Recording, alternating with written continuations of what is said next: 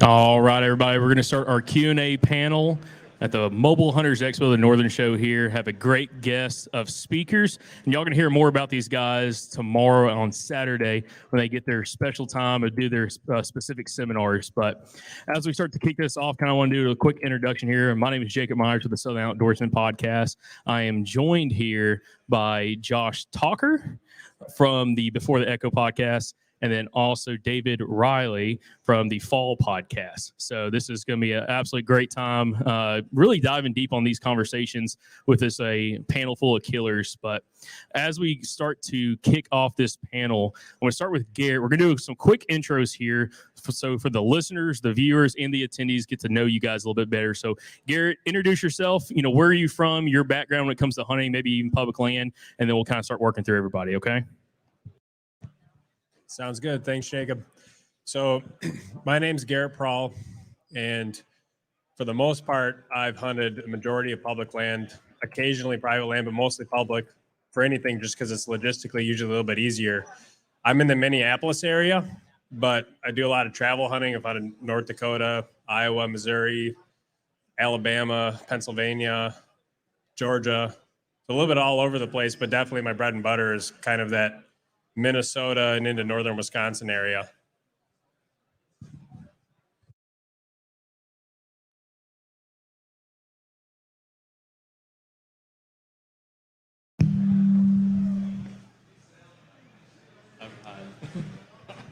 Hey everybody, I'm Dan Infalt from southeastern Wisconsin. That's where I've done most of my hunting, where I've killed a lot of big bucks and where most people know me from, but I do travel around quite a bit. I run the Hunting Beast show, and I run Hunting Beast Gear along with Mario Traficante. About it for me. What else do you do to get consistently on big bucks? What do I do to get on consistently on big bucks? Yeah. I hunt them down and kill them. So for me to get on consistently on big bucks, my thing is to really get close to those bedding areas. It's always been my key thing, yeah.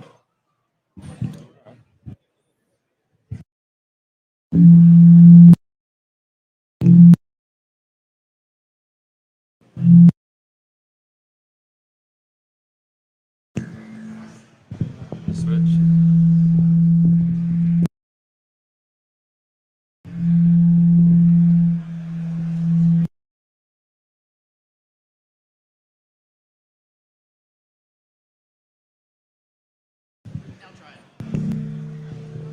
How about that? All right, I'm Sam Ubel. I run Chase Nation, online streaming outdoor show. And I'm from Southeast Wisconsin, not too far away from Dan here. I cut my teeth in public land hunting, but really dedicated the last decade or so to finding ways onto small acre private.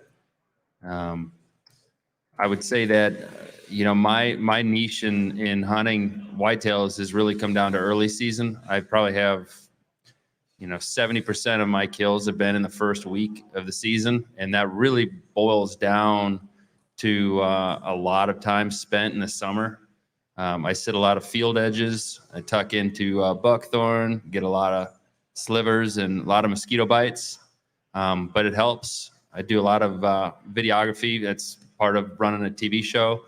And with that is really scouting all the time. So and I've known Dan for a long time. And one thing Dan taught me early on was, you scout way more than you hunt. I don't know if there was a specific number to it, but I think it was like scout three days to every 1 day you hunt or something like that.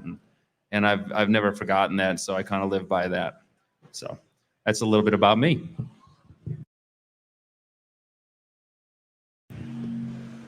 Hi, Dieter Kochan. I live up in the UP in Houghton, Michigan, so I hunt a lot of big woods up there. There's virtually no ag, so dealing with a lot of browse and a lot of kind of nomadic patterns, but there's still good deer up there. I've been hunting public land since started bow hunting in the late 80s, so I'm getting a little bit older these days, but hunted a lot of different states. I usually try to hunt somewhere early in September, and then I'll hunt in Wisconsin. And then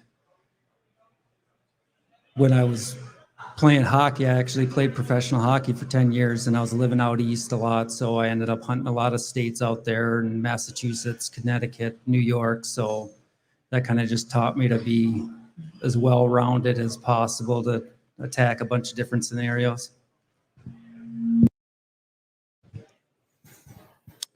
All right, so everybody's gotten a understanding, at least where these guys come from. Now we're going to learn a little bit more about them. Garrett, I want to start with you. I want to dive into the topic on what has been one of the biggest factors for you when it comes to finding and hunting and killing mature whitetails in your area of the country. Yeah, so I think one of the big keys is that in certain areas, especially if there's a lot of pressure, you can't just assume that there's going to be mature deer around, or at least any, good number of them. And there's been many occasions where I've put maybe too much effort into e-scouting or boot scouting an area that just never really had the caliber of deer that, maybe I was looking for. And so over time, I've learned to kind of spread a little bit wider net and use historical data a lot. Maybe I got a lot of information about a deer. Maybe I didn't hunt him that year, but man, if that deer's still around next year, I kind of know a little bit of what he's doing. And if you have that across, half a dozen different pieces of property, then that's been the most consistent way for me to at least know if a particular area is worth pursuing in any given year. Dan, what is your thoughts on one of the most important factors for you when it comes to consistent success, finding and targeting mature whitetails? So for me, it's really been about finding overlooked spots and reading other hunters, and finding spots where people don't go a lot. And, you can shoot nice bucks consistently in good spots, the kind you hear about on TV or read in magazines. But in pressured areas, to shoot mature bucks year after year, you really got to get into those spots where people don't go, because that's what the bucks look for and where they hide. So I'm probably looking at a property and knocking off 90% of it and hunting 10% of it. And that's if I deem it has mature bucks, kind of like Garrett said. There's not big bucks on every property. So you can't just consistently hunt the same property over and over again. You have to consistently be moving around if you're hunting public property.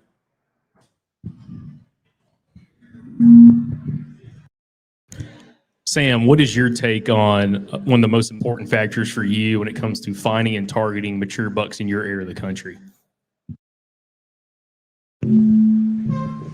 I guess for me, I do a lot of driving around, and road scouting is worked really well for me. I've got a knack for talking my way into permission pieces, I guess. I have no fear on hunting small acre private. So when I say small acre, it could be an acre and a half. I mean, I always do my homework though and find out who neighbors are. Make sure, if I've got a wounded deer walk or run into somebody else's property, I've got a way to get in and get it out. That and I scout from outer space quite a bit, on the internet, just looking at Google Earth and using OnX, and kind of like Dan said, some of the stuff that I can see from the road, I figure if I can see it, other people can see it. If I get permission and it's private, I got a little less concern. But when I'm looking, at the aerials on the internet, a lot of times I'm looking for pockets that aren't so visible from the road. And then it's usually diving into finding out who owns that property. Usually I can find that on X, and then I get real creative with the internet to figure out how to act, get in touch with whoever that owner is. There should be like a whole seminar on that. That would be like a master class on creative ways to finding property owners. But that's one thing. And then when it comes to actually boots on the ground, when I do hunt public land, I hunt a lot different. I don't hunt tree stands very often. I do on private ground, but on public, I do a lot of on the ground, like I'm on the ground. And I'll walk in, and if I don't like what I see, I'll back out and I'll move on to the next. So I spend a lot of time in the car. Like in North Dakota, I was just in North Dakota, and I probably spent 60% of the time driving around. And I walk in, and that's open terrain, so it's a lot different than, you know, the hill country of Western Wisconsin, or like here in Michigan, or, you know, most of the upper Midwest where it's a lot of trees and whatnot, and you got nothing more than shelter belts in the Dakotas, so it's real wide open. But when you get into like these dry cattails and like corn, right, wherever, you know, cattails, corn, and bean meat in North Dakota, you pretty much got a trifecta.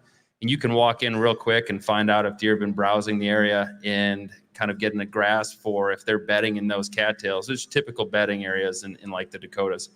But just in general, I'm just using that as an example. But if I walk in, even if I've got to walk 2 miles, if I don't see something that tells me that there's hot sign, that there's deer that are being, you know, consistently frequenting the area, I'm backing out, and I'll burn a day just driving around looking for the next piece to try tomorrow.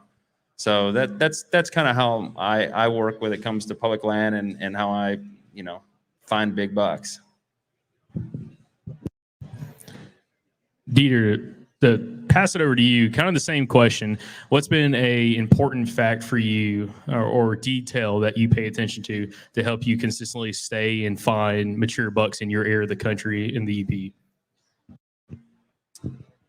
Anybody who's hunted the UP knows it can be certainly challenging. So the hardest part is actually finding them. So have to end up running a lot of cameras, and a lot of times you're just looking for one picture. If you can get one picture that the deer actually exists, then you can kind of look at the general area and make a game plan from there. So trying to get a picture in velvet, then I know kind of where he likes to hang out. In the last probably 3 years, all the deer in the UP I've shot have been in late December, and for whatever reason, the bucks seem to return to their velvet area shortly before they migrate. So I've been targeting acorn flats just outside of the migration zones and the yarding areas, and that's where I've been able to find them. And that's kind of, you're basically scouting a year in advance, or sometimes 2 or 3 years in advance. In the spring, if you can find areas with oak leaves that are really crushed and pulverized, that's the areas where the deer are pawing through the deep snow to get at the acorns. So those are areas that I'll target years after, when the acorns kind of come back into those areas. And bucks don't seem to enter the migration zones or the yarding areas with their antlers. I don't know what they do, to be honest with you, but you seem to have to stay outside those areas and kind of catch them in a transition. But nobody else is hunting in December, so you got it all to yourself. All right. Hey, guys, this is Dave here from the Fall Podcast. Now, we're going to start off with Garrett here on the end. As much as we just heard about you guys talk about success that you guys have to consistently kill bigger deer, why don't we talk about one thing that you think that may hold the average guy back on consistently killing big deer in their own home areas? So in the modern age, there's no shortage of content, whether it's podcasts, whether it's videos, whether it's, you know, old historical articles. And so I think a lot of times people, if they don't have a level of experience to match what's being talked about, it's hard to relate always what you hear or see on a video and be able to apply it in the real woods. I can remember even like when we did that Minnesota Public Land Challenge and being able to hunt with guys like you and Warb, and they would pick up on stuff that I wouldn't necessarily always pick up on. It's like, okay, well, that's something I can now add to my repertoire. And those are the type of things that are hard to pick up without spending time in the woods and without burning that boot leather. So it's like, as much as we use these tools like e-scouting and like trail cameras and absorb all of the content, I think something that holds a lot of people back is just not necessarily having the experience level to be able to catch up and be able to interpret all of that information and be able to apply it. Yeah, that's a great point, Garrett. I couldn't agree more, because in today's world, there's all the content you want. People can listen to it all. But until they start applying that content to their own situations, it's almost like it would never actually pay off for them. So really good point. Same question to you, Dan. What do you think is the one thing that's holding guys back in say their home areas of hunting from consistently killing big bucks every year? I think one of the main things that's holding people back is they hunt the same spots over and over again. I literally hunt a different tree every time I go out. There might be spots I don't hunt for 3 years. I'm constantly seeking out new spots, and I'm seeking out new deer. And those deer catch on to spots more than people think. And I'll constantly like break down my hunts and statistically and look at them. And when you look at all the bucks I've killed, when you get into the top like 15 that are all mature bucks, the overall majority of them were shot the very first time I ever sat a spot. But if you look at like my average deer, like when you get into like the 2 or 3 year olds, those bucks more often were shot in a spot that I hunted before, or an average spot, or a funnel, or the bedding area I hunt over and over again, but not the same year. I tend to try and hunt all the time for mature bucks. But those mature bucks consistently have come from the very first time I went in to hunt a spot. I think they pattern you. They figure out you've been there. They move on. And I think you got to kind of learn to hunt a different way if you're hunting mature bucks, especially in pressured areas. Same thing over to you, Sam. What do you think is the number one thing that keeps guys, let's even say from your area, consistently killing big deer? Yeah, I think it's two things that come to mind, and I don't know which one is more important. I think the first one is emotional attachment to deer. Trail cameras right now, or just locking onto a buck that you scouted. A lot of guys, I don't know what it is, this naming convention people have for deer, but thinking a deer is theirs, or just getting locked on so hard that they lose sight of the rest of the season and they just devote themselves. I mean, they just let the days devour their season and they chase this one specific deer. I think the more that you hunt public land, from my experience, especially hunting on the ground, I kick a lot of deer up and screw things up a lot. That's how I learn a lot of my lessons. And not having emotional attachment, you know, I bump a big deer and I'm not gonna spend the rest of my trip chasing that one deer. I'm gonna move on. So that's one thing. And the other thing is entry and exits. It kind of piggybacks off what Dan said, but at the end of the day, like, and I, as a guy who hunts a lot of private, especially small acre private, I mean, I don't know to everybody what they think is small, but I think anything under like 40 to even 80 acres is real small, because you can burn it out so fast. And a lot of times that comes from not being overly careful. Over hunting is your main thing, and not being careful about how you get in and out. You know, like in Waukesha County, southeast Wisconsin, it's a lot of lowland, and I hunt a ton there. In one particular property is 125 acres, and it might sound like a lot of land, but it's long and narrow, so it's very hard to hunt. But I was very successful out there because I utilized the ditches, these ditches that they're drainage ditches that were laced throughout. They're old. It wasn't farmed anymore, but it had been farmed, and then it was all cattails. So I would literally just put on my knee highs and I'd walk in the muck, and then I would put up in little tiny trees that were right on the edge of this ditch. So I would never have to leave my ground scent. I was always low so they couldn't see me. And if you think about like what whitetails, what does it take to be successful? What's a successful strategy? It's don't be seen, don't be heard, and don't be smelled. So access in and out is really important. I think a lot of people always forget that just because you got out of the woods without you recognizing a deer seeing you or smelling you doesn't mean that they didn't walk over your tracks that night. And once they do that a couple of times, and if you're hunting the same, like, I don't know how many people hunt the same stand, but a lot of people get married to tree stands. I mean, I used to get married to tree stands. And the reason I don't anymore is literally because of Dan. These conversations go way back when he started the Hunting Beast. I mean, even before that. And you and I, we go back and forth on these topics all the time. And then he made a believer out of me. And it's true. When you get married to a tree stand, every time you go in and every time you leave, even if you think you're taking a different route back and forth to your truck, you're leaving ground scent. It's just a matter of fact. And the deer will start working their way around you. And I've witnessed it by sharing properties with guys where I can actually see where they're hunting, maybe 150 yards away from me in a different tree, and watch deer take the wide angle to get around them just because they won't leave that dang tree stand. So I think married, I think being married to a certain buck, that emotional attachment, you ditch that, and then you're more careful about your entry and exit. And that's a recipe for, or you're on your way to success or more success. I actually got another question for you, Sam, to piggyback off that. When you talk about the leaving in the evening like that, have you actually, this is something I've been experiencing. I see this a lot in the swamps of Michigan. Have you ever seen a deer actually backtrack you at all?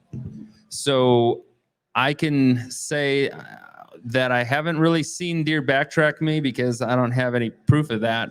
But what I do have proof of is going out and putting trail cameras in the woods and then getting pictures, 15 to 30 minutes after I leave the camera.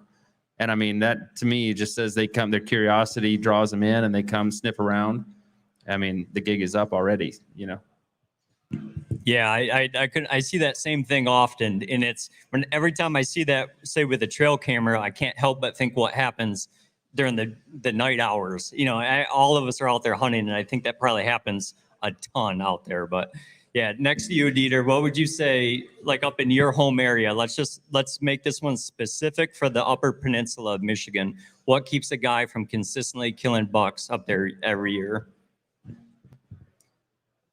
I think a lot of it has to do with confidence. I think if you're confident in what you're doing, you're going to be way more successful because that's going to get you up in the morning. It's going to keep you in the tree. It's going to keep you focused. A lot of guys spend valuable time on their phone when the buck they're after actually walks by. So if you're confident in what you're doing, you're going to be focused. You're going to be on the top of your game. So when you do get an opportunity, you're going to take advantage of it. I think I've always thought that the hardest buck to kill in any type of situation is that first one, because once you kill that first one, you just need to recreate that set of circumstances and likely will get the similar result unless you got completely lucky. But usually you did something right. You can learn from your successes and recreate the situations that paid off for you, whether that's, hunting swamps, hunting hills, hunting whatever. I mean, just learn from your success and grow from your failures because there's going to be way more failures.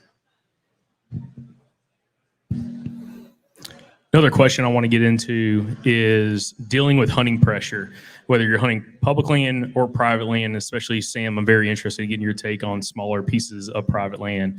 But starting with Garrett, how do you deal with hunting pressure, both from yourself and hunting specific locations, but also dealing with people that are also out there on that public land with you? How do you use that to your advantage, or how do you deal with that in figuring out how you're going to go target a mature buck when there's other guys out there also hunting for a mature buck?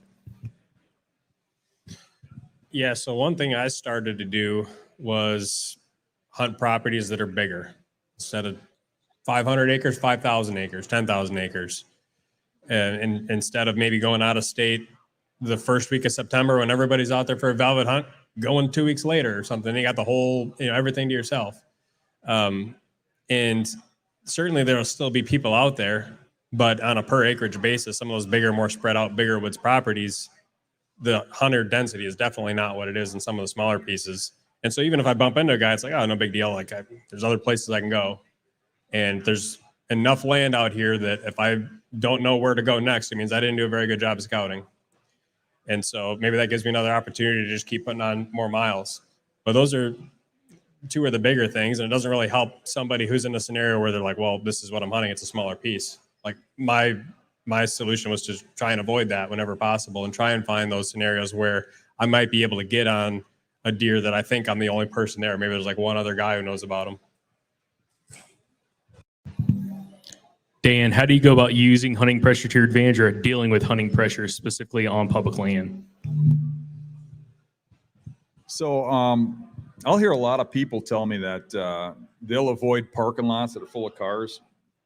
Some of my best spots have main parking lots with dozens of cars in there every time I go. It's not really a matter of how many people hunt a property. What matters to me is is there a big buck there that I'm after? Number one. And number two, if there is, there's a spot where those people aren't pressuring it. And it's my job to find that.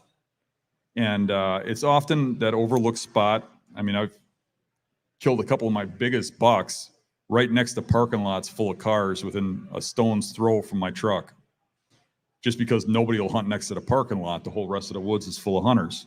So I kind of try to look at the psychological aspect of it, but still look for the terrain that's needed to hold that deer, and just try to outthink everybody else. But it really, that mindset that everybody has that you can't have other hunters out there, that you got to find some spot that's vacant of hunters, is just false. When I shot the Robe Legend buck, everybody in town knew about that buck, and it was showing itself on a regular basis as rut was starting, and that whole parking lot was full of trucks. I mean, you could hardly get a truck into that parking lot. And when I went out to hunt it, I had to walk past like 9 or 10 different people's setups to get to right where that deer moves in daylight, and I ended up shooting it.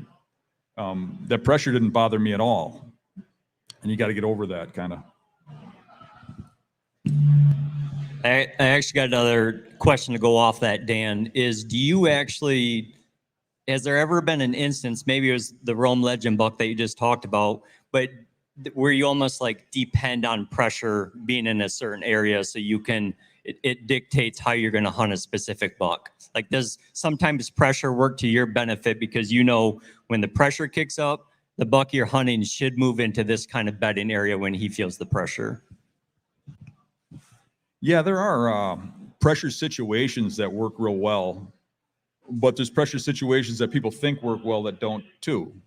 Like when I used to guide deer back in the early 90s, I used to do a big hunt during opening day of pheasant, and we'd sit back. We'd never get the big bucks running. It would all be little stuff. Those big bucks would just make, precision moves. So that pressure movement really never paid off. But what has paid off for me is like, you'll get deer bedding in an area and you can kind of bump them one day and hunt them the next and kind of know where they'll go. And I can think of one situation that's paid off for me many times. Is this big, like if you can imagine a big round bowl of cattails with a lake in the middle and the outer, and an island out there, right? Of like oaks that's got some good bedding on it. It's probably the best bedding area in the area. But there's also little bedding points all the way around this bowl of cattails, right? So I learned that if I took and I walked that bowl of cattails all the way around it, right on the edge where the bedding is, just walk the whole thing, you'd hear some deer run, some you won't hear it run, right? But I'd do that a day or two and then wait a day or two and go hunt that island. And I would see 3-4 times the deer that I saw if I hunted there, just by itself. And you can move them, but I think moving them the same day, mature bucks are smart. I mean, even when you're pushing them, how many times do they get up and just run out of there? Most of the times the big ones are caught sneaking, right? They don't just get up and move from pressure, but they'll relocate, but it'll take like a day or so for them to get over there. They'll just move to someplace else secure for that day and hide out till the next day, Sam, let's move that question over to you. Specifically, I want you to talk about when it comes to hunting pressure, especially when you're talking about smaller permission properties. How do you deal with hunting pressure that you're putting on that property and also the pressure from your neighbors around you? Yeah, I think one of the hardest things to do is having a big buck on a piece and knowing that you have pressure surrounding you and thinking, okay, well, I got to get in there as early as possible and kill that buck before somebody else does, and then making a move in the wrong conditions. I've done it so many times. That's why I know that's a really bad idea. So if the wind is wrong, just don't go in, as hard as that is. But that's why, as much so, and this goes hand in hand with the whole conversation that is widely talked about today with respect to public versus private, and why I kind of transitioned to private land. I put so much effort into finding permission. It's like a second job So I don't just have one or two pieces that I bounce to, and then if, okay, it's bad conditions for both of them, now I'm going to go hit a piece of public. I have so many different pieces that I don't get to keep them every year. I just work throughout the summer to get permission on more. And then if the conditions are wrong for one, I move on to the other. But when it comes to having other hunters, putting pressure on property next door and relating to a small acre private, it's almost a certainty that if I'm hunting a small piece of private, it's probably a bunch of blocks of private that are small. If it's like a 5 acre piece, there's probably a bunch of pieces of like 5 acre pieces surrounding it. And there's at least 1 or 2 guys that are hunting it.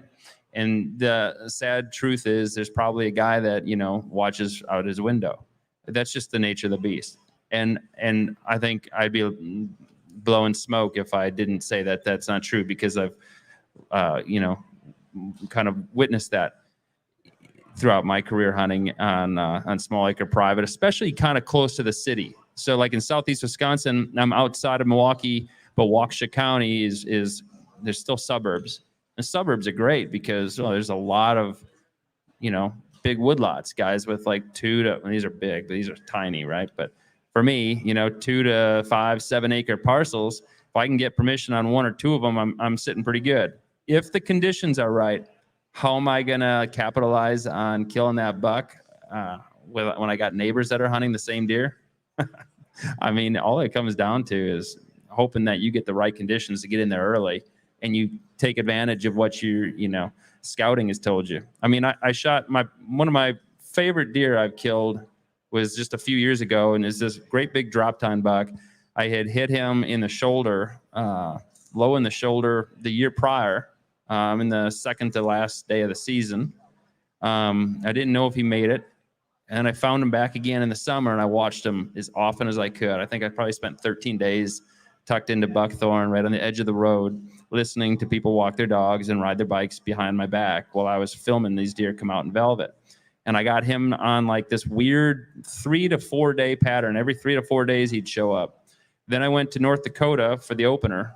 And I came back like 9 days later, and the season was just around the corner in Wisconsin. It starts mid-September there. And it was 4 days before opener. This is, by the way, this is a 7 acre tract of land.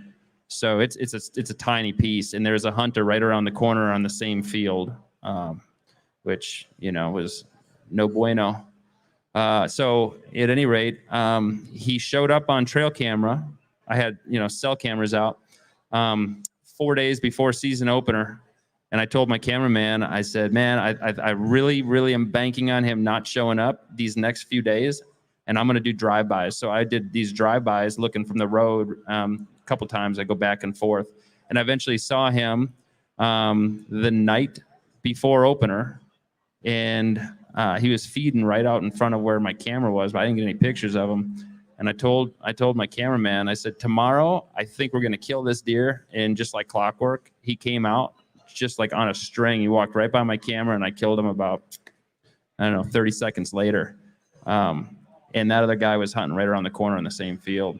It just comes down to opening day. I mean, I was lucky, but you can't, I don't know what else you can do when you're hunting small acre private, when you're competing with a bunch of different people that are hunting these little woodlots around you. Pressure is pressure. And that's just the nature of the beast. It's just, you got to kill them before they do.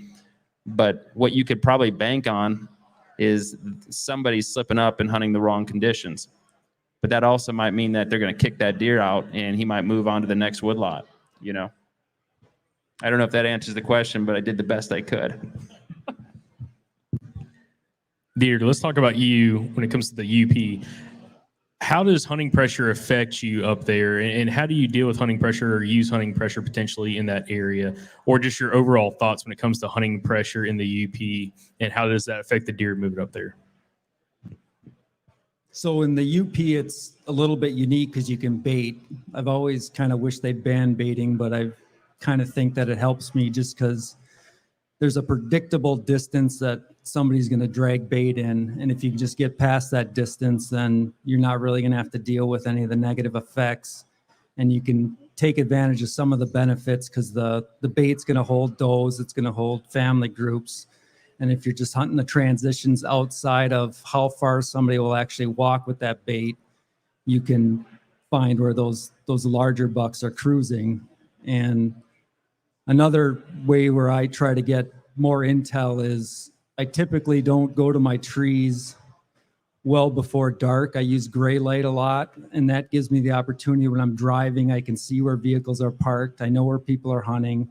I know where they're baiting, and I can use all that information and decide where I'm going to hunt that morning or where I'm going to go that afternoon with where I know where everybody else is. And the gray light access, I've found a lot of success more because I'm not really hunting inside bedding areas. I'm hunting more on transitions, and I seem to spook way fewer deer, and I'm able to get up in my tree plenty of time.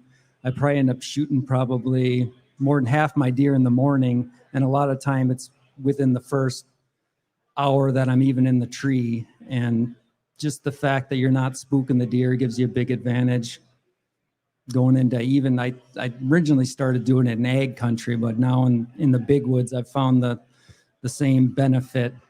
And part of that was I remember watching whitetail adrenaline shows, and they're stalking deer, they're doing this. I'm like, why the heck don't I just do that in the gray light, work my way slow to my tree and take advantage of all the intel I can get while I'm actually driving to that location. So we're going to open up to the show floor for any guests here, any attendees that want to ask any specific questions. Is there anybody in the audience right now that would like to step up? We've got Rick here with a microphone. If you got a question, you can step up real quick and ask your question to the panel of guests.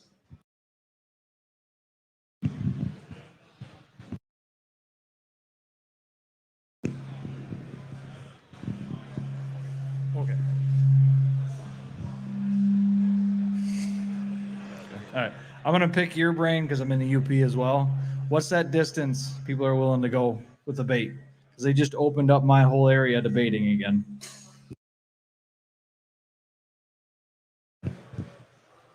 Matters how lazy they are. But a lot of it has to do with whether or not they can use a four-wheeler. So you can track their four-wheeler tracks and get right to their bait pile. There's going to be bait piles from year to year that you're going to find scouting because most people are going to hunt that same spot all the time. If they actually have to walk in, I mean, it's typically 100 yards. And then this would be a side note, but because that 100 yards is typically about as far as anyone would carry anything of any amount of weight. And that's kind of a thing I have I'm a state trooper, so people will drag a certain thing so far from the road, and it's usually about 100 yards. So a bait pile is half the weight of what they're normally dragging, so that gives you a good idea. Do we have any other questions in the audience? If so, just stand up real quick and Rick can get you the microphone.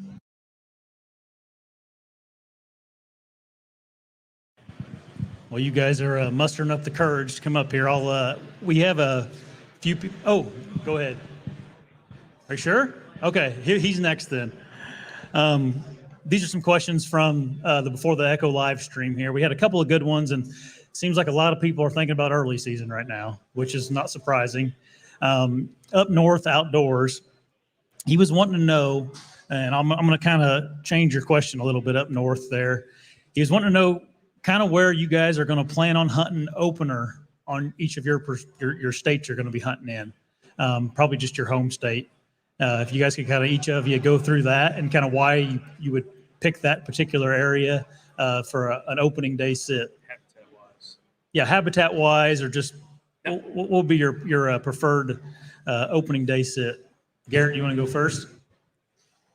Yeah, I mean, I guess it kind of varies a little bit depending on the actual state, because if it's like a North Dakota early opener, it's going to be a little bit different than like a Wisconsin or Minnesota opener, which is a few weeks after.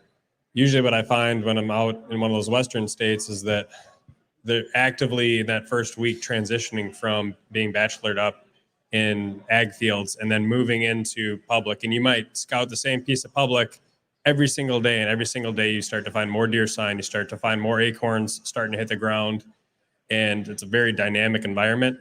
And usually what I found to be the best there is if I, spend as much of my time, not necessarily hunting, but just checking for when those things are becoming live. I won't have an idea necessarily in mind of, oh, I'm going to hunt here.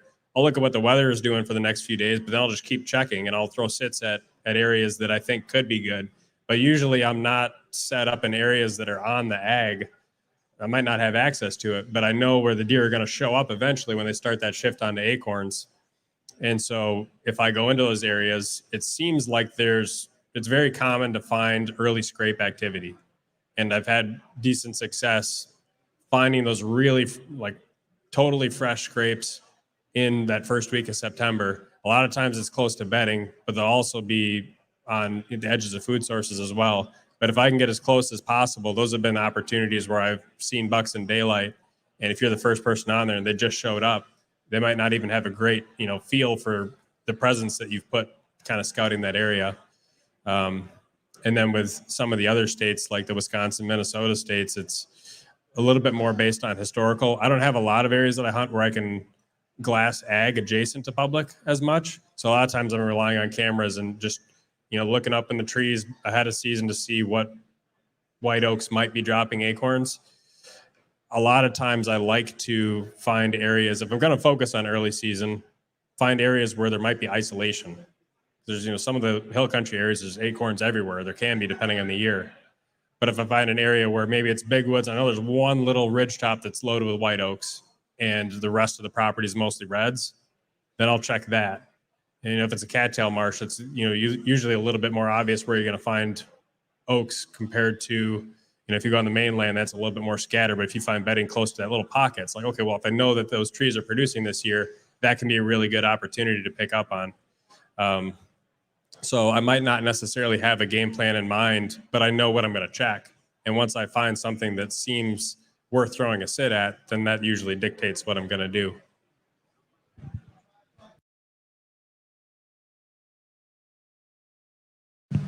Dan, what are your thoughts?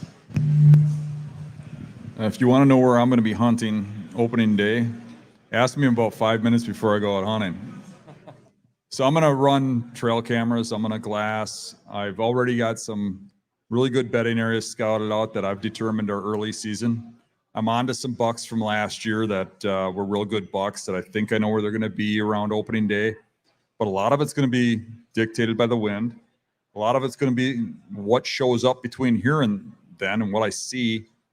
I really get a kick out of the people like I work with and stuff who will tell me, oh, I got this great spot for opening day. And I'm like, how do you know what the wind's going to be? And that's a ways off, So that's really kind of a funny question to answer. But, in general, like to go on to what Garrett was saying, a little more detail is like, if I got a choice of terrains and it has nothing to do with what I've been seeing on camera, you look at a marsh and you look at the islands of oaks and stuff, and we've got a really good oak crop this year by me. Those deer are going to be glued to those oaks, and it's going to be real easy to hunt them because they're isolated.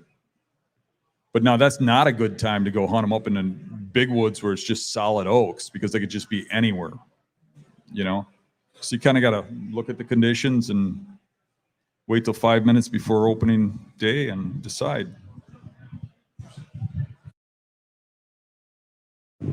Yeah, I would say oaks is the answer for me too. I particularly look for small oak groves that are close to ag fields. Having hunted farm country my entire life, while you're going to see bucks and does feed out into the fields, just like you watch two fawns come out and dance around in a hay field, in the evening, right? Maybe an hour before sundown. You see the big doe stick her nose out and kind of look around to keep track of them, but she kind of stays to cover. Or maybe she'll come out and then she'll dip back in and take the fawns with her.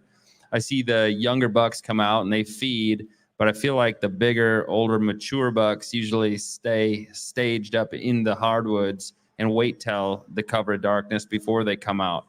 And typically where I'm hunting, it's not always the same for everybody, right? But a lot of the spots I hunt, cars are driving by.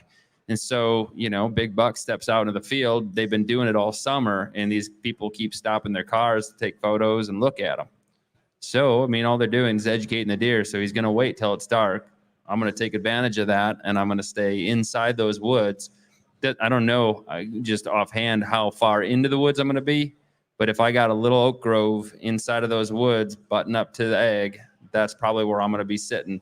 And I won't have very far, shooting. I'll probably have shooting inside of 20 yards because of the canopy. And it gets dark awfully early when you're hunting in the canopy of the hardwoods, early season. It just does. And for me, I'm running cameras all the time, so I lose my camera light before shooting time is over. When I was younger, I would crawl down and, I'd still have some daylight left, and I'd sneak up to the field edge and see what was out there. That was something I used to do. I think I did a lot more damage than good back then. I learned a lot of lessons from that. So now I just sit till it's dark, and I'll stay until it's after shooting time, and then I'll pack up my gear and get out. But that's typically how I do it.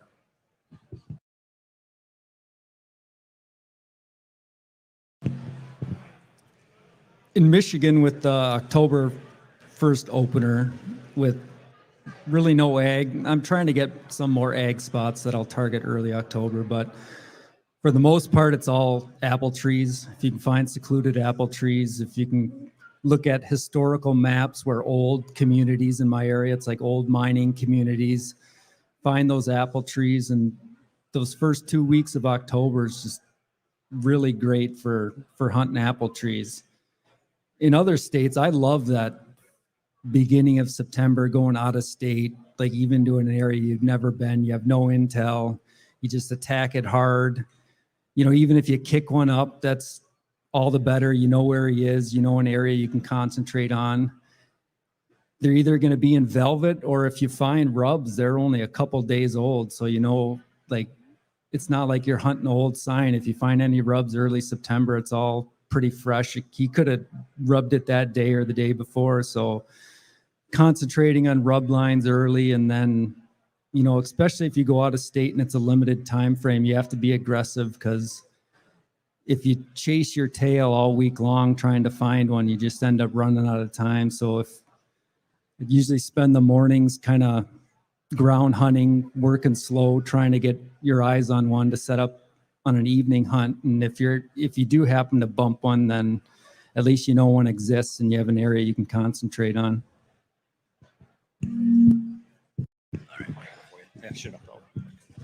Yeah, thank you so much. Thank you so much for the opportunity coming here, sharing this information with us, of course. And I'm a big fan of all of you guys here. And thank you for actually sharing not only with me, but everybody else, and bringing more hunters so we can keep the sport alive going forward, which things are kind of getting tough out there, right? So I'm gonna ask this. With the social media now being huge, and you guys sharing all this beautiful information with me and everybody else, I'm seeing more hunters kind of getting closer to where I'm hunting and being more creative about getting to bed area and swap and take and stuff like that. What are the couple new spot or new strategies that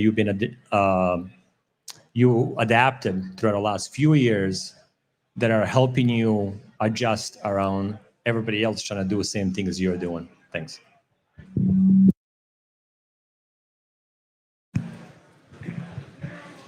So usually when I ask a similar question of guys that I look up to that have taught me a lot and that I try to, emulate or learn from, they are usually the ones who don't care. They're like, I don't worry about it because I know I can still be successful. I've got the experience, I've got the knowledge, I'll be able to figure it out. It's usually the guys who are newer that will see other guys doing the same stuff, and then they get, really, bent out of shape or frustrated about it. And so I try to always, think of those types of words and like, okay, I need to calm down, and I can just, I'll get through it. I'll just continue to scout, continue to find some of those overlooked areas. The guys doing the same thing as you, a good example, a couple of years ago, I was hunting Missouri, and we all, kind of went down as a group to hunt the same place. Well, everybody was using, typical hill country tactics to hunt this Missouri place and just constantly running into each other. And so it's like, okay, well, obviously, if I want to have any chance of success, I got to do something a little bit different than what everybody else is, even if it's not a typical scenario or a typical strategy that you would do that time of year in that type of habitat. So that's the biggest thing for me is, okay, well, like I alluded to earlier, if it's a big property and I find somebody else doing the same thing, it's like, well, maybe I got 5 other areas that lay out the same and I won't find pressure there. But if it's not that scenario, it's like, okay, well, something's not getting pressured right now. Like Dan had alluded to earlier, I got to find that.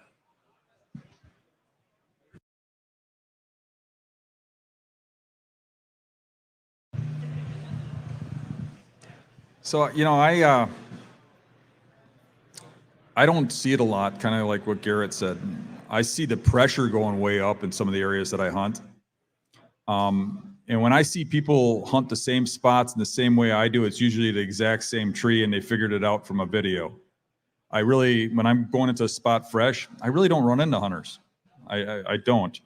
I think really our crowd, our people, the mobile group is a lot smaller than people think. The pressure's there. I mean, a lot of people are getting into this public land pressure and stuff, but I don't see people hunting the way we are. I mean, I go out in these swamps and stuff, and you look at a map and you're like, there's one spot that I would hunt in this marsh looking at that map. And I'd be willing to bet if Garrett looked at that map, he'd say there's one spot. And we both end up in the same spot. And I can pretty much guarantee if we were both there the first time, there wouldn't be a setup there. You could see for years nobody has hunted there. But both our eyes would pick that spot out. When I see a lot of pressure in the exact same spots, when I do one of those group hunts and group shows, and we take, before the Echo, we take, Garrett and a few other people that hunt like us, we all end up in the same trees and the same property when we got 10,000 acres. But amongst the public, I'm not running into anybody doing that. They're just not in my spots, hunting the way I hunt.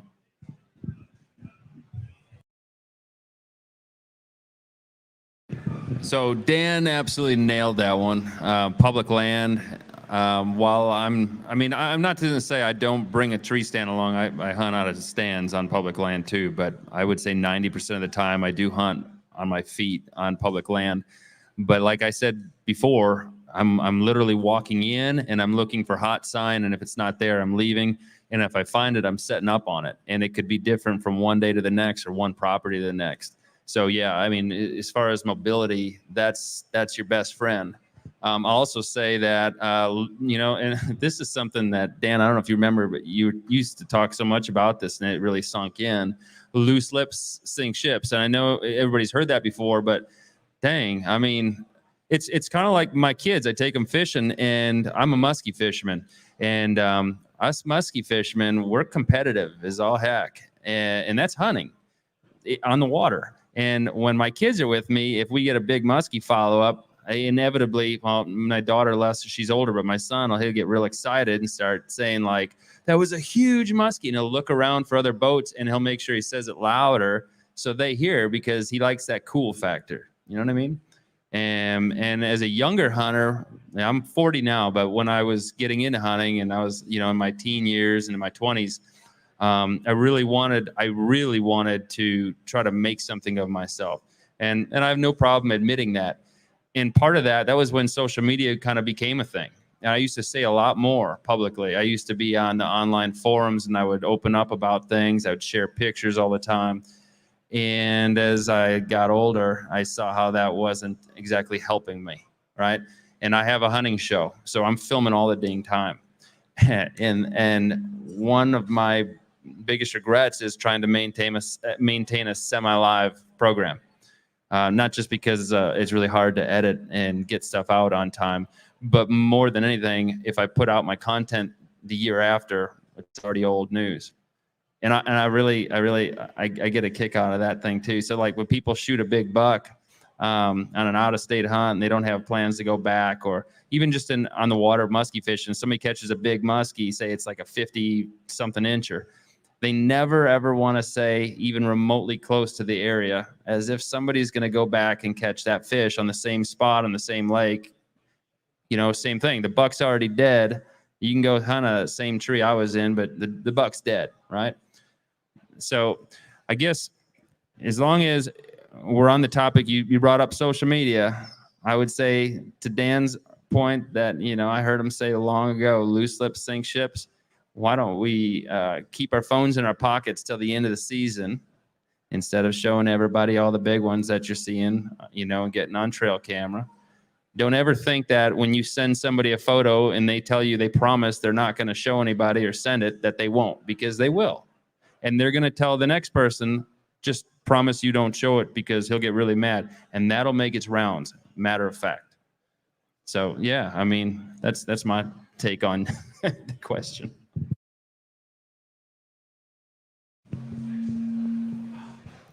With the increased pressure, I think you just have to, for me, I don't like to hunt around people, so I'll try to get away as much as I can, and a lot of that is using different types of access and identifying areas that just don't really have any parking, because people are not very likely to be going in there.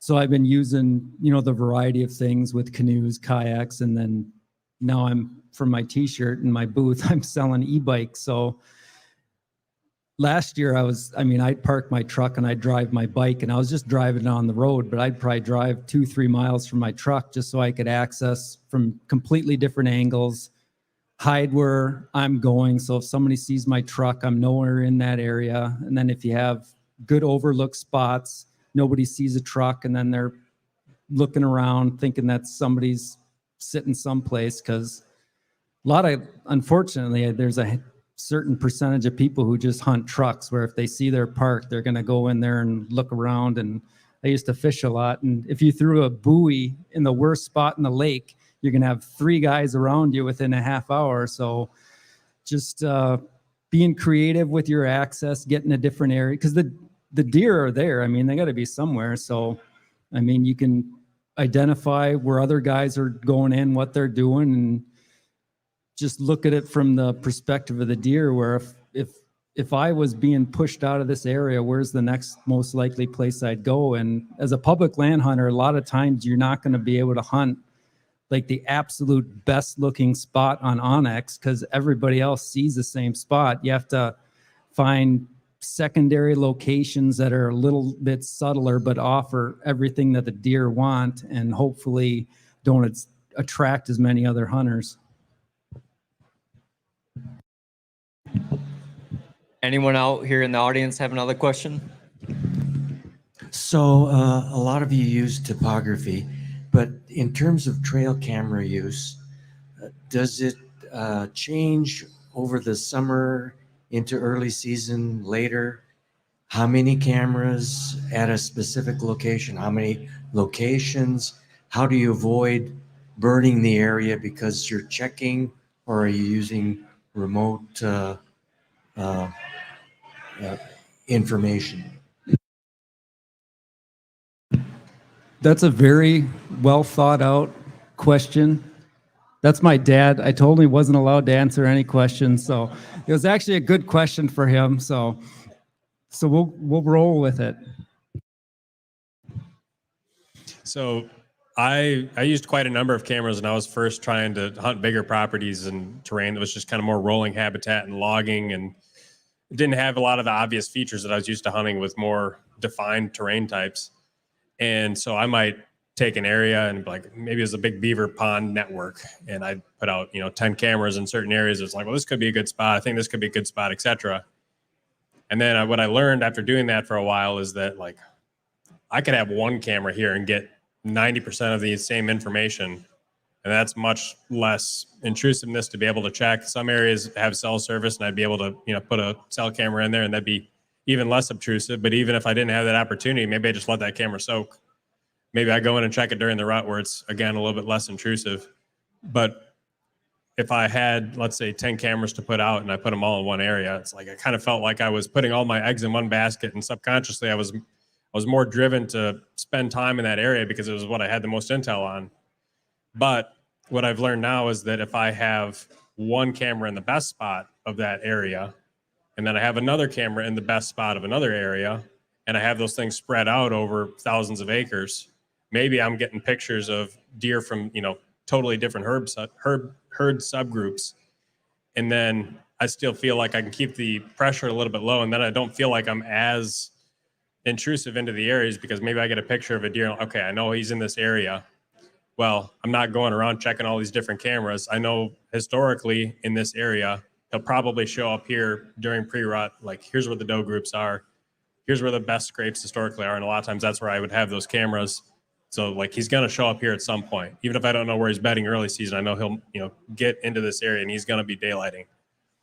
And so I guess that's kind of how I've adapted to hunting with some of the bigger woods areas with respect to cameras.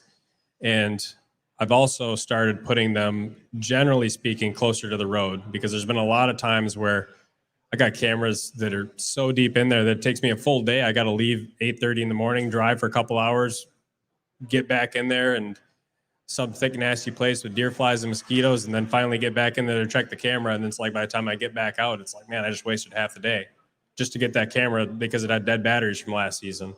Versus if I have them within a reasonable distance of the road, then again, in terms of spreading a wider net within that same day, I can get a lot more intel, a lot more areas spread across a little bit wider area of the county or the state. And so it's kind of situation dependent, right? But with the bigger properties and more spread out, that's kind of what I've learned just over the last few years, has been a little bit higher odds than trying to just totally pepper a place with cameras.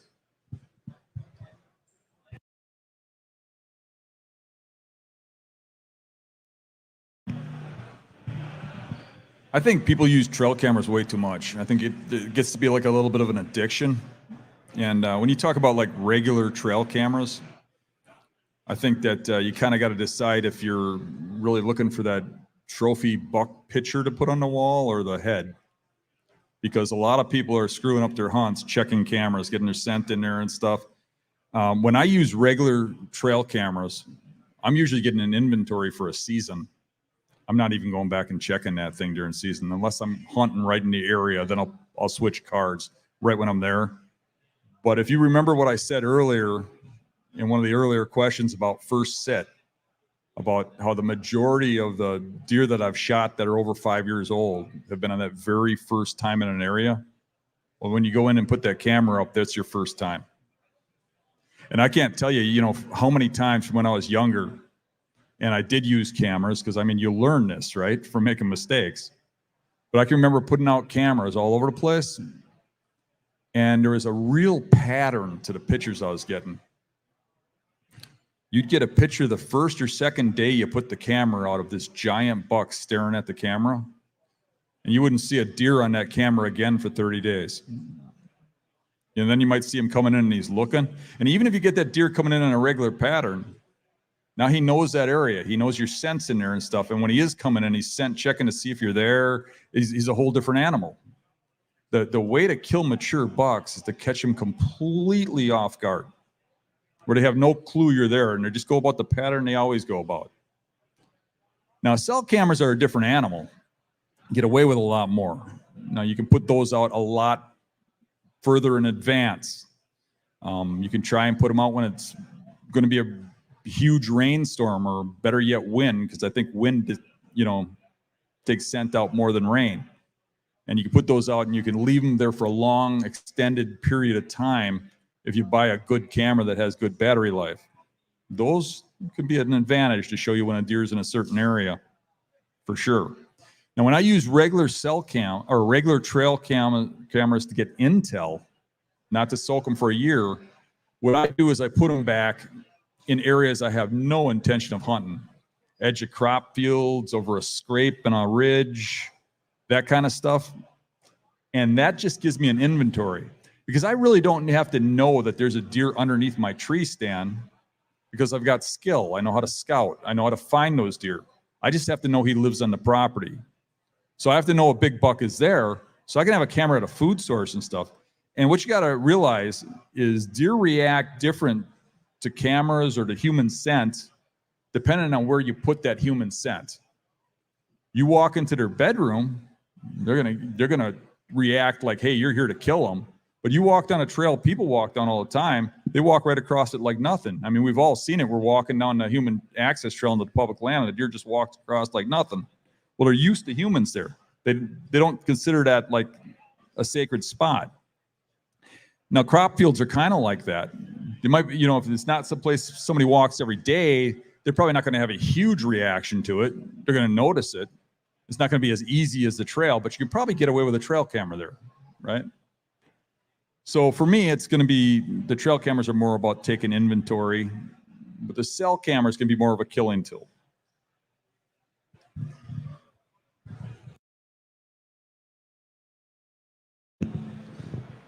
So I used to use cameras a lot all through the season, and then I found out how expensive batteries really are. And so I used to say, when I stopped affording those batteries, that I was pulling my cameras after, the season started, because I didn't want to muck up the area. I think the reality is I probably just didn't want to afford to buy more batteries. And then as I grew as a hunter and began to learn that the reason I was telling people made more sense, ever since then, now I use, just like Dan was saying, cameras to get inventory throughout the summer. But I will take that camera out if I'm hunting that piece where I know there's a camera. I already got the inventory. I know what's there now. So it's not serving me any more purpose.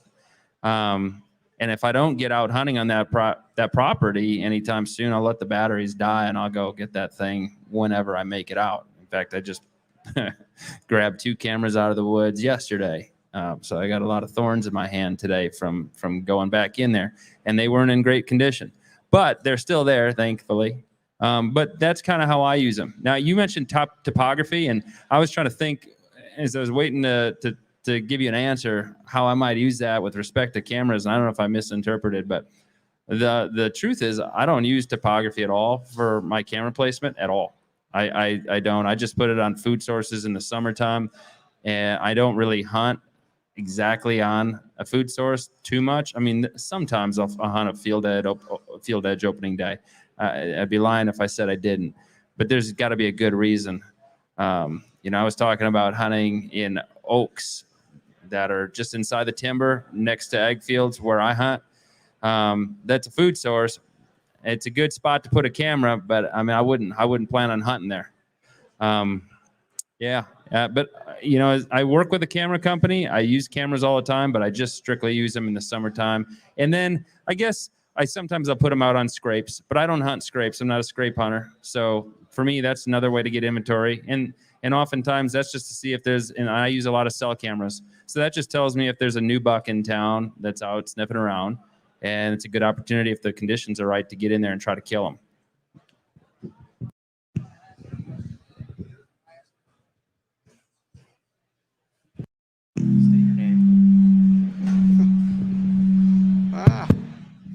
All right, so you said that you use cell cams a decent bit. Do you find deer, do you have certain settings that you set them to due to like a signal or a noise that they put off?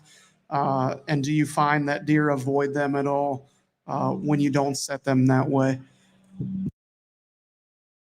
So I haven't noticed a lot of deer looking at my cameras, but I set them pretty high.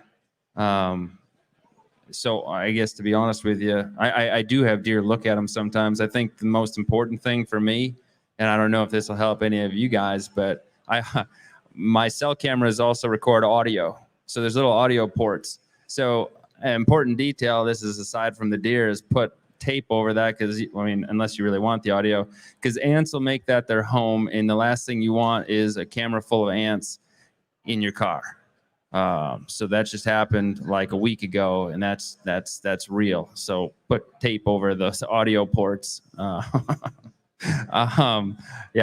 no, you know what? I don't know about a setting. I use all Exodus trail cameras, and there is no setting that I'm aware of that can make it not make a sound, but I haven't really heard them click.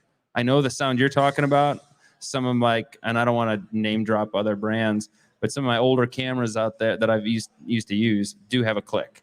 Mine are all black. I mean, you don't see like a red lens or anything. There's no flash. I don't really care to get color in the night. I just want to see what the deer looks like. So I honestly haven't noticed too much, but definitely when I put cameras lower, I mean, all it takes is a deer smelling the camera, and he's going to come put his nose up to it. Doesn't even have to make a noise. He'll smell it, and he'll come, or she'll come look at it, and sometimes lick it and pose and whatever. Yeah, it's a good question.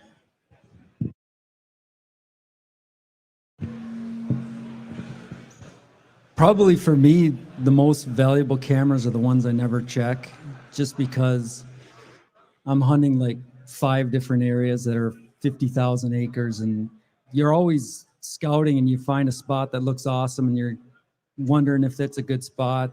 You never end up making it there, and then the following year you're still at square one. You haven't learned any information about whether it was good or not. So if you leave a camera there and just leave it the whole year and you never make it back there, at least the following year you have some idea if your intuition that this was a good spot or it wasn't a good spot. You know, you can eliminate spots off the map. Maybe you can add a couple. And then with camera height, there's definitely a huge advantage to placing them high, because it doesn't matter what kind of camera it is. Every single computer chip, thumb drive has the exact same glue as part of the circuitry. So every camera is going to have a similar smell from one to the next. So if a deer has a negative encounter around a camera at your neighbor's, that negative encounter is going to transfer to the cameras on your property. And the less likely they are, or less able they are to get their nose right on top of the camera, you're going to get some benefit from that. Because if you put a camera at head height, you're always going to get a nose picture, whether it's a bear, a deer, or whatever. And they're going to avoid those. I mean, I remember sitting in the woods one day and it was the best day ever. There's like 4 bucks chasing does. It was pure mayhem, probably one of the best sits ever. And I was for whatever stupid reason, I should have been more worried about killing the deer, but I was so excited to check my cameras just to see if I got any good pictures of all this mayhem I was seeing, and not one picture. So if you're sitting at home on your couch and you take that intel and that intel tells you that it was the worst day ever, when you compare that to what your actual experience was, you can't rely on cameras. I have nothing against cameras. Part of me wishes they would be banned just so I wouldn't have to deal with buying batteries and setting them up and checking them and doing all that else. But I appreciate the camera companies, so hopefully they can keep selling cameras. But definitely don't rely on them, because they're going to give you false hope and false information nonstop. I want to give another opportunity for anyone in the showroom here. If you have any questions, stand up and we'll give Rick the mic and let you discuss your questions.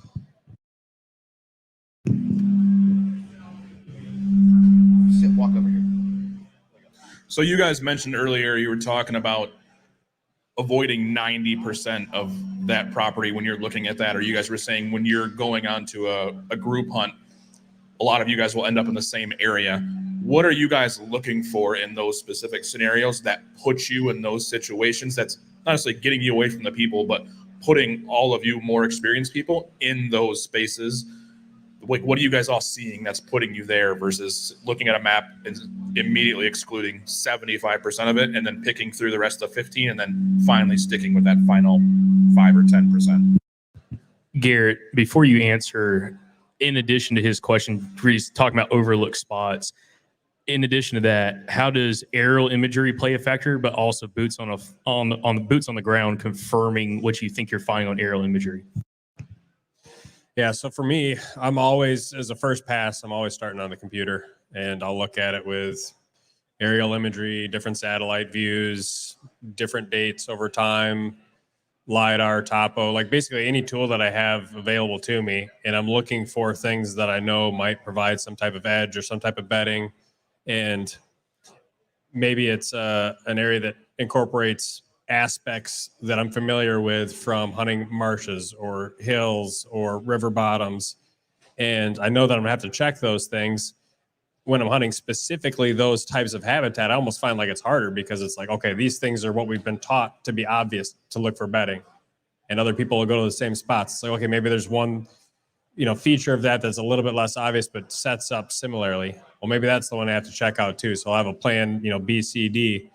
But if it's in an area that's a little bit more difficult to pick up, if it's not defined hills and points and knobs and isolated brush leading off of a point into a marsh that you might typically think to look for, then I've found that in certain scenarios, I almost have to put a really extensive scouting plan in place. And I'm only looking at 10%, but it's 10% of, all of the edge and just trying to get rid of the stuff that I know is not likely to have a lot of deer sign or bedding or scrapes or whatever. So maybe I find a little bit of a rise off of a swamp edge by looking at LiDAR that I can't see with topo because it's not high enough resolution. Or maybe a certain year's aerial imagery, the sun is at just the right angle to where it makes a couple trails pop that they didn't pop on a different map. Or maybe one set of imagery is leaf off and another one is leaf on. So I'm still putting together those scouting plans in those types of areas, and I'm still walking those. And it might take me 2-3 weekends to walk all of that stuff that I had pre-mapped. But if I was trying to walk everything, it's just, there's not enough time. Like, it's just too much land. So I still start with marking off those areas, and I find, like, okay, of the stuff that I just scouted, here were the best things. What does that look like looking back at the map? Would I have been able to identify it? Did I identify it before? Or was it just something that I happened upon that was from one key area to another? I know there's been areas in some of the more rolling hill environment that I did not look for when I was initially e-scouting. I found them throughout hunting and in-season scouting during the season and just kind of adapted my strategy that first year towards figuring it out. And I ended up getting, fortunate, I had success that first year, but then I was like, you know what? Like, I never would have thought to look for this feature before. But now that I know what it looks like, where else can I find that? And those are the things that other people aren't necessarily looking for. I might find like a grouse hunter or something like that, but I very rarely run into other bow hunters doing exactly what I'm doing in those types of areas. So sometimes it's a little bit of like an oddball experience to find something that you can replicate. But in other areas, it might just be finding, that secondary feature that's not the primary one that everybody is looking for because it's textbook.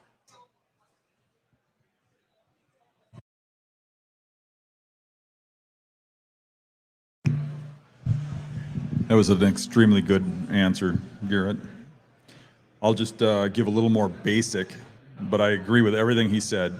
But basic as in, like when we're in a marsh or a swamp, we're looking for islands, points coming off the transition. So we're going to look at that hard edge, whether it's an island, the circle of the marsh or swamp. And we're going to look for points of the different kinds of timbers that meet and stuff. We're going to look for ones that point leeward so that the wind goes down them, so they can monitor anything coming from the drier land towards them. Because that's what they like to do. They like to get in a spot where they can sit there and monitor danger coming at them. So they use the terrain. So we're looking a lot at terrain. We get into hill country, it gets really easy because you just mark every leeward ridge that you just marked off, 40% of the map there. And then you start looking, well, no, where in this 40% do people not go? And if you see a thermal hub, that's usually a key spot for mature bucks because they can hop around in them and go from point to point and bed in any wind without leaving the area. So if you have a wind switch, so mature bucks will usually end up holing up in areas like that. So just to get a little more specific on the exact type of terrains, but Garrett was pretty much spot on to what I think. Oops. Overlooked and hard to get to spots. Knock off the majority of other hunters. Hard to get to because depending on your own personal mobility, not everybody's in the right shape or has the right equipment to access hard to get to pieces or sections of the land. When it comes to public land, I personally am one for adventure, so I use boat access a ton.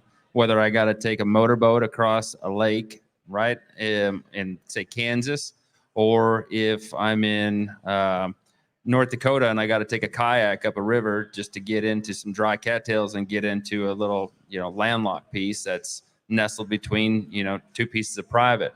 Or in Wisconsin, or in Minnesota, I'm always using rivers, tributaries, and any kind of water access.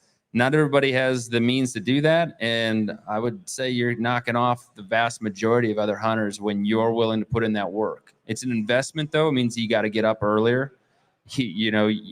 I pack extra clothes because I usually sweat through them. Because you're busting your hump to get back in there, and then you got to remember you got to get out again. But if you know that you're the crazy one doing that, there's not a lot of other people that are going to be doing it. Otherwise, people wouldn't be so impressed when they see pictures of you with a big buck in your boat, right? I mean, that would be pretty normal. So for me, water access is huge. I always try to get creative when it comes to getting access to public land on the backside where it butts up to private. One of my favorite things in my home area is a marsh that has, and I hunt a lot of marshes because I'm from Waukesha County, southeast part of the state of Wisconsin. And some of our marshes there, at least in my neck of the woods, have literally new development where there's neighborhoods that butt up to the backside. And there's oftentimes a river, like the Fox River winds through quite a bit of marshes out by me. And so somebody would have to put on waders and then blow out the whole piece just to get to that backside where it butts up against these houses that are brand new development. And a lot of those pieces, they're like quarter-acre parcels. And most people in Wisconsin like beer, so it's usually helpful to offer wine or beer to access the public land. A simple knock on the door. I used to make a lot of phone calls. It's easier to get rejected that way, and it doesn't take as much time. I still do make a ton of phone calls, but I do knock on doors now. And I will say that, just to be clear, that's not always safe. People, I don't know what it is today, but somebody sees somebody at their door, they think you're a salesman or, something's off. So I get a lot of through the window, looking through the blinds, peeking out. I don't ever wear camouflage when I'm knocking on doors for access, but that's one way to do it. And not a lot of guys think to do that, right? And everybody's kind of low on time. We get done with work. I don't care about scent anymore. I just use the wind. That's pretty cheap, so it works for me. So I don't go home and shower and spray down and get soaking wet with anything to kill my scent. I just go from my office when I get done working to the woods. And I got little time left to hunt. So I do all my asking in advance. But a lot of guys that are hunting public are leaving work and they're driving out to the same spots, the same parking lots, and then they think about creative ways to access a different part of the land on foot. Well, I'm doing it on foot a lot of times too, but I'm also doing it from the backside from some permission that I got to cross over private to get into the public. Offering labor is huge. My dad taught me early on, when I was just a boy, I used to ride on this tractor with this farmer up in Lake Mills area of Wisconsin. And we was right up, his farm went right up against the public land, and it was hard to get into this side of the property or that public property. So my dad asked if he could pick rocks or stones out of the field. And so the farmer would drive this big flatbed trailer, and I'd ride up on the tractor with the farmer, and my dad would follow, picking up these rocks and throwing them up onto this trailer. And that was the exchange to get permission to cross his cow pasture to get into the public land. So there's all these different strategies that I think about to get away from the pressured areas. And that's just kind of how I roll. I actually got a question for you, Sam, on the water access. Yeah. Okay. Places that you talked about, maybe you're accessing with a river or whatnot, just out of curiosity. On those particular places, would you like those whitetails in that area to be used to having the summer crowd? There's a lot of people on that river, and then you're just kind of one of them? Or do you like being maybe only one or two guys that are actually accessing those areas by water? It's an interesting question. It's, I guess, if I'm pretty brutally honest, I never even thought about that at all. Honestly, I just think about ways to get into public land and even private land using water access. It's that's like my bread and butter when it comes to whitetail hunting. That's kind of that's my strong point. I just love the adventure of it. But when it comes to other people, I guess it would be the same thing. Kayakers or canoers would be the same as, in our part of the state, the Kettle Moraines is huge public hunting grounds. And there's trails woven throughout, right? And there's guys riding horseback and people going on bird watching tours and on hikes. And, you know, I've got a guy on my film team that hunts a lot of that, and he kills big bucks. His whole family does. On public land, in the kettles, and they're not afraid to film it and say it. And they're hunting right by these trails where these guys are walking underneath it. So if they're doing that and they're successful, I guess, to be honest with you, the last thing that I'm worried about is other people passing on the water. A lot of times the deer will just, like when I'm going down a river, if a deer is taking a drink or standing by the bank, he may be bound to 50 yards away, or if that, stop and turn around and look and wait for me to pass. And then I'm sure he just went back where he was. You know what I mean? So yeah, it's never really been a concern for me. The biggest thing to be concerned with water access is your own safety. And that's something I didn't take very seriously. And I've been in some pretty precarious situations. So, you know, like hill country in southeastern part of the state of Minnesota, you have big bluffy terrain that's dropping down into these valleys and these rivers. And you could go out and it's beautiful weather, and then it changes for the worse. Then you get big rains and you decide to tough it out, and the river rises dramatically fast when all the bluffs are flowing down into the river. And suddenly you got trees rolling down and it's dark and you got to paddle yourself out of there, you know, with a headlight, and you're dodging trees that weren't there before, you know. Or maybe the river's too shallow and you can't paddle back out against the current. So you got to think about ways to get your boat out. So maybe you put in at one bridge and you take out at another, which means 2 cars. You got to buddy up with somebody or a bike. You know, there's all kinds of things to think about when it comes to that. That's what I'll be talking about tomorrow, is accessing and all my strategies when it comes to water. That's a topic I hold pretty dear to my heart.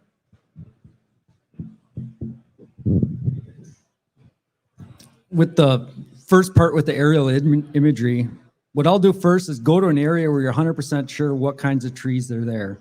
Look at that so that you can take that information. You know what this tree looks like. So when you look at a different area you're not familiar with, you can identify what types of trees you have. I try to use that for apple trees, particularly when they're flowering. If you can find the right time of the year where you know for sure what an apple tree looks like and it has a little bit of white in it, you can look into areas where you haven't been and see if those are apple trees. You can mark them on, you know, Onyx or Spartan Forge, and then you can go scout to see if it's actually what you thought it might be. The other part of the question, which was why would a lot of more experienced hunters end up hunting the same areas on one particular piece of property?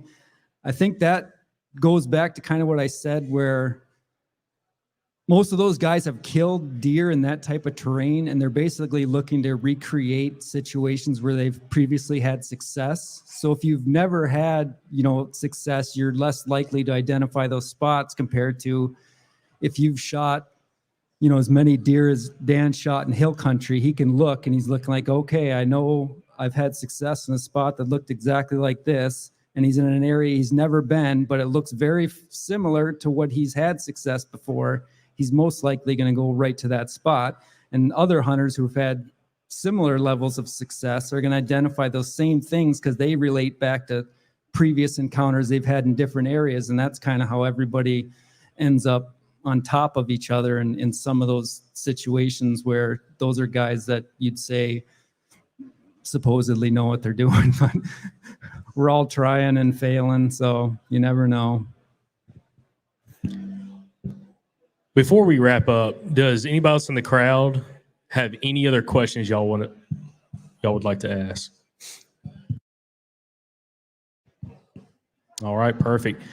Well, gentlemen, we appreciate y'all spending some time with us this evening. Attendees, thank y'all for joining us, and we'll catch y'all back here tomorrow for the second day of the Mobile Hunters Expo.